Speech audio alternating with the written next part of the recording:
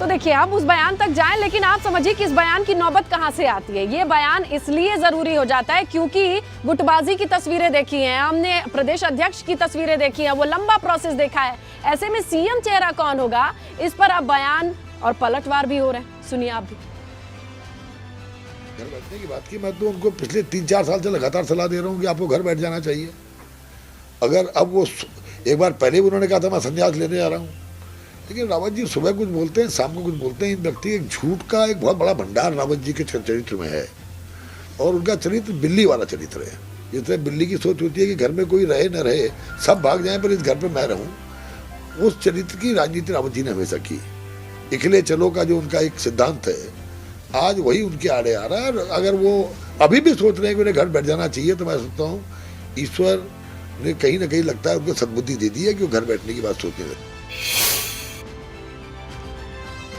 तो हरीश रावत ये भी दावा कर रहे हैं कि इस बार सूबे में कांग्रेस की सरकार बनने जा रही है और कांग्रेस को करीब 48 सीटें मिलने जा रही हैं। आंकड़े के साथ वो सामने आए और उधर बीजेपी नेता भी अपनी जीत का दावा कर रहे हैं। 48 सीटें जो मेरा सामान्य कैलकुलेशन कहता है, 48 सीटें कांग्रेस जीत रही है। उसमें 5-6 सीटों में क्लोज मुकाबला है और ये संख्या बढ़ भी सकती है, क्योंकि जिस तरीके से चीज़ें आ रही हैं, सूचनाएं आ रही हैं, कांग्रेस जनों के चेहरे उत्साहित हैं और भाजपा के चेहरों में तनाव है।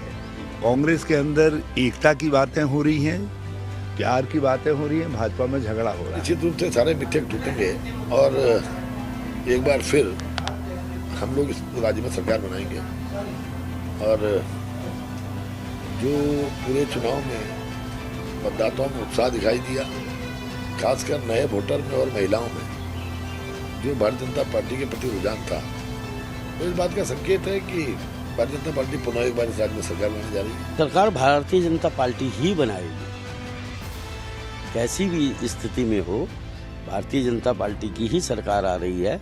और अभी जिस तरह के रुझान हैं, उससे तो पूर्ण बहुमत की ही सरकार भारतीय जनता पार्टी बनाने जा रही है।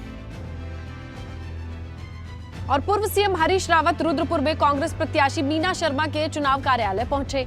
इस दौरान हरीश रावत ने कांग्रेस कार्यकर्ताओं से मुलाकात की।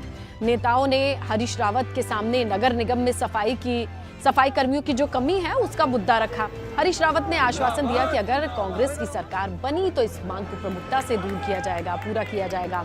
हरीश रावत ने कहा कि रुद्रपुर सीट कांग्रेस की झोली में जाएगी और प्रदेश में कांग्रेस की ही सरकार बनने जा रही है।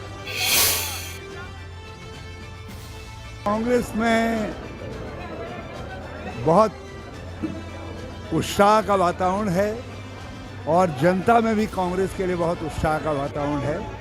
और मेरा मानना है कि हम कांग्रेस की जीत निश्चित है और कांग्रेस सरकार बनाने जा रही है और बहुत अच्छे बहुमत के साथ सरकार बनाने जा रही है।